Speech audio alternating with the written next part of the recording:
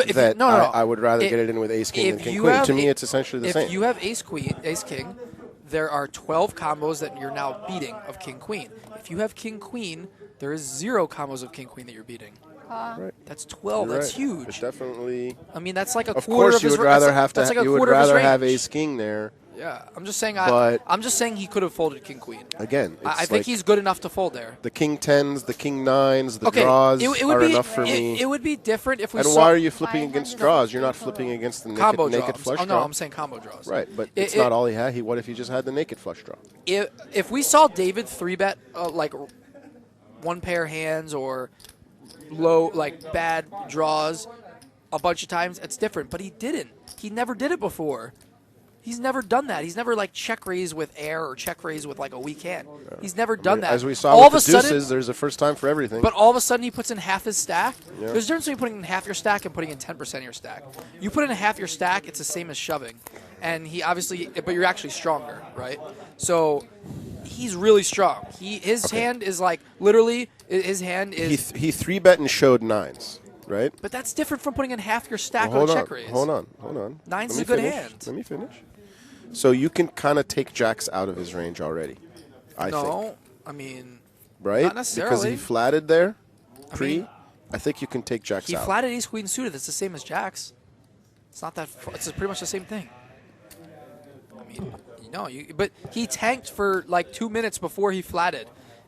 Turbo knew it was suspicious. He even made a comment, and he said, "Wow, that's really weird," because he never tanked and flatted. So Turbo had the red flag in his mind right away that he could have a hand like jacks. But then he flopped top. But that shouldn't change what you think your opponent's range is. Just because all of a sudden you have a good hand, so jacks, you shouldn't get clouded by fives, that. king 10, king 9, and draws. No, not king 9. He's never flatting king 9 in the small blind. King 9 suited? No. No. Maybe king 10 suited. That's about it. King 10 suited, and I don't think he ever check raises king 10 suited. Why would he? He's not check raising that hand. I think he's only check raising. From what I watched. What about? He's only check raising with really strong hands there. I don't think he's. Oh my God! What just happened? What? Who shoved here? Edwin shoved. Oh, David has to call here. Yeah, he's got all the outs. Go slow, dealer. Go slow. Slow it down. Slow it down.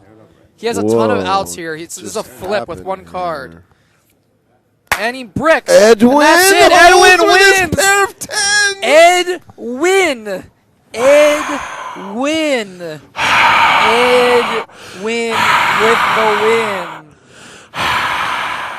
Wow. The crowd goes wild. We didn't get too deep into that hand, but basically Edwin ended up shoving over a bet there on the turn with second pair with 10-8. He just didn't. He just knew. He didn't give a what, and he calls off with the open-ended straight draw and flush draw and with an over. How many outs? Too many outs? That's got to be a thing. Somebody do the math. Too many outs is a thing, right? It was 48%. It never gets there. Oh yeah, it's It's got to be a thing, right? Somebody do the math on it, please. Somebody give me a detailed statistical analysis. What's that? Okay. So he had 21 outs there. It's the most outs you can have, right? I think it's 27. If you have counterfeit outs, right? If you have non-paired board, it's the most you can have. Open-ended straight flush draw with 2 overs and counterfeit outs. So he had 21 outs with 1 card to come. So he was actually basically flipping to stay alive they basically got a flip in for $56,000, and it bricks out. And Edwin wins the flip. He wins $120,000 and the Card Player Poker Tour Championship. Wow. His face is going on the magazine. He's going to be famous. Trophy. He's going to be known in every poker room around America. And he was not even intending on any of this. He was just here to play, to gamble, eat his food. Wow. And what is Edwin now? With the chips and everything. A boss. He's 100,000-aire. A boss. He is a boss. He's officially in the boss category. Congratulations to Edwin Pairavi. What an exciting fall table. That was really interesting. It actually moved quite well, all things considered. Yeah, towards the end it really... there wasn't a lot of tanking. There wasn't a lot of just He came in with things that slowed the game down. So no kasoofing. Edwin came in with $202,000 in career earnings. His best career score was $74,000. No, he knew what he was doing. Excuse me, he's no slouch. Yeah, he's from Woodland Hills, Cali. Well, excuse me. He got $74,000 by winning a $500 buy-in tournament in Legends back in 2006. He's been around forever. 10 years ago, he won a tournament right here at the bike. Now gets his new biggest score right here at the bike. He got all the money when it was falling out of the sky. And no deal, he said. More. No deal. He's like... he had all the money. What's his name? Howie Mandel. Howie no Mandel. Deal. No deal. No deal. Are you sure? No deal? No deal.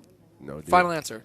$120,000 for Edwin. Wow. He's the champion. Wow. Wins the heads-up match. He opened up case number 2, and case number 2 was the winner. The winner. Was 100,000 grand. Was a deuce of hearts. 20,000. Deuce of hearts in the river. Wow. And so our second place, congratulations, by the way, to David Rosenblum, who played great. He played great. I mean, stayed patient and waited for his spots. He played the field well. He played the field really well. And he won $60,000, $64,000.